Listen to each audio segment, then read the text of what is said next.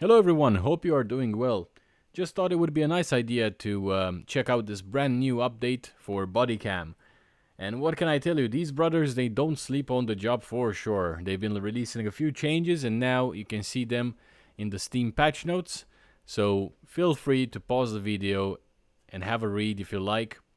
But yeah, just a bit over a week after launch, they dropped another map for us to enjoy, the Abandoned Hospital. And it doesn't come alone, right? So it has a few fixes and changes, most of them revolving around tweaking graphics and game performance, which as always is greatly appreciated for those of us that are running this game on a lower end system.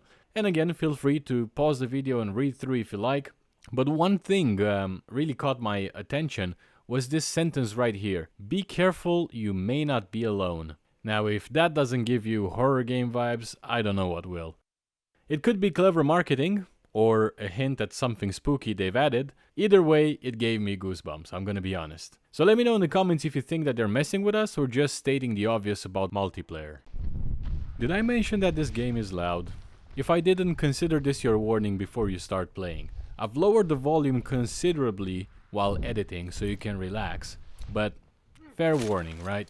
Jumping in our first round here, in my favorite game mode, Team Deathmatch, I'm immediately struck by how beautiful and eerie the Unreal Engine makes this game look.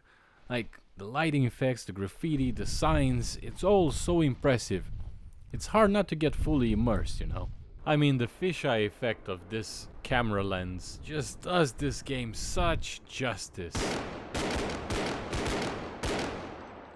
Got a nice little kill here, and moving through the next section, it's completely pitch black. If you have an OLED monitor, those pixels would be absolutely off. It's extremely dark.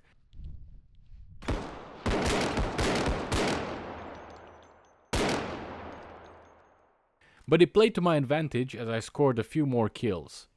Thanks to the game's stunning graphics, I spotted this guy's shadow before he entered my field of vision, allowing me to prepare my shots and even take out an enemy drone, which was a nice bonus.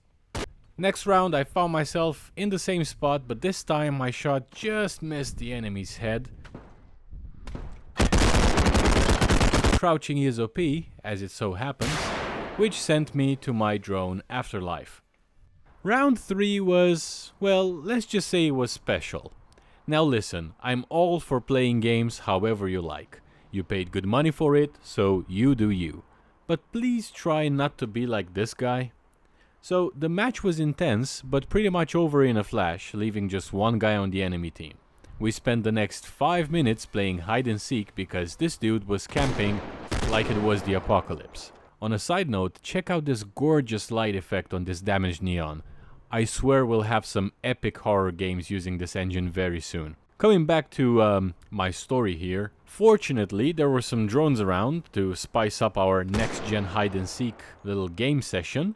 I also used this opportunity to get more familiar with the map. With everything being so dark and so many lights flickering, it's kinda difficult to grasp all the vantage points available.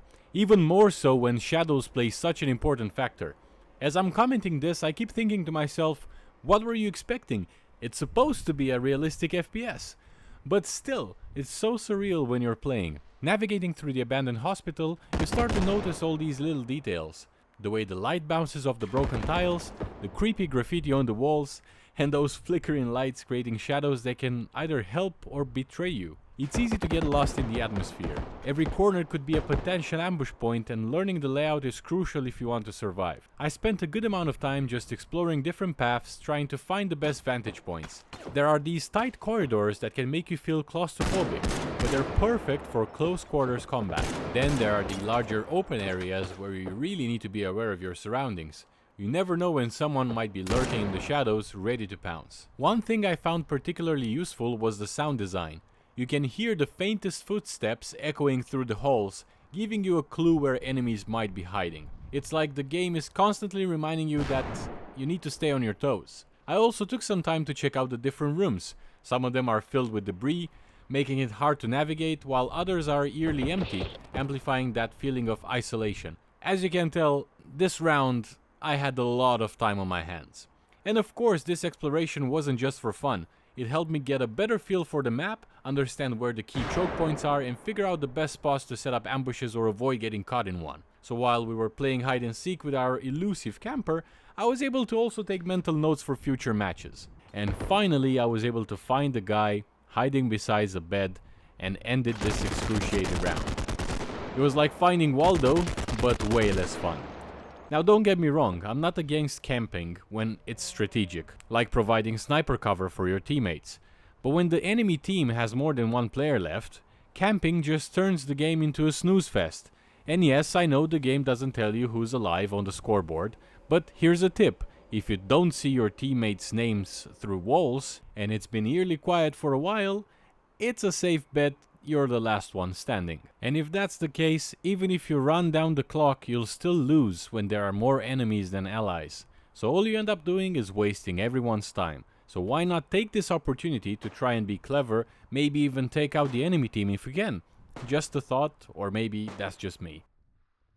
In the next round, I quickly spotted the enemy through a curtain, hugging the edge of the door.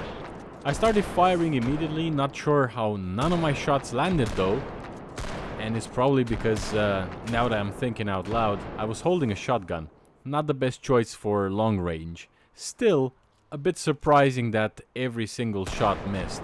Took some time here to just clear out the enemy drones, as they could potentially reveal my position to the guy that I'm about to face, and I'm already at a slight disadvantage with me missing all my shots. Anyway, as I closed in, I saw his face between the wall and the curtains, and I know it's hard to see at first, but those pixelated boxes moving around the face are a good indication.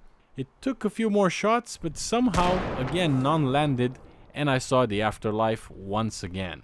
So what do you think of the new map and the updates? Personally, I'm loving the atmosphere and the attention to detail. This abandoned hospital has a vibe that's both eerie and captivating, making every match feel fresh and intense. As we wrap up, I just wanted to highlight a few things. First, the devs have really outdone themselves with these updates. The graphical tweaks and performance improvements should definitely enhance the overall experience. And if you haven't already, please make sure to check out the full patch notes on Steam for all the nitty-gritty details. Also, if you're like me and you find yourself in those extended hide-and-seek sessions, use that time wisely. Explore the map, familiarize yourself with the terrain, and learn the best spots for both offense and defense. It's all about getting the edge over your opponents, and understanding the map is a big part of that. I'm curious to hear your thoughts. Have you noticed any significant changes with the updates? Did you find any cool spots or strategies on this map? Drop a comment below and share your experiences. Maybe we can learn a thing or two from each other. Before we sign off, just a quick reminder, if you did enjoy the video, please hit that like button. It really helps the channel a lot, makes me feel all ooey gooey inside, and of course lets me know you want more content like this. And if you haven't done already, consider subscribing and turning on notifications so you never miss an update. Lastly, I want to give a huge shout out to the community. Your support and feedback are greatly appreciated. I love every comment, like and share. Please keep them coming. Alright, that's it for today. Thank you very much for watching, and I'll see you in the next one.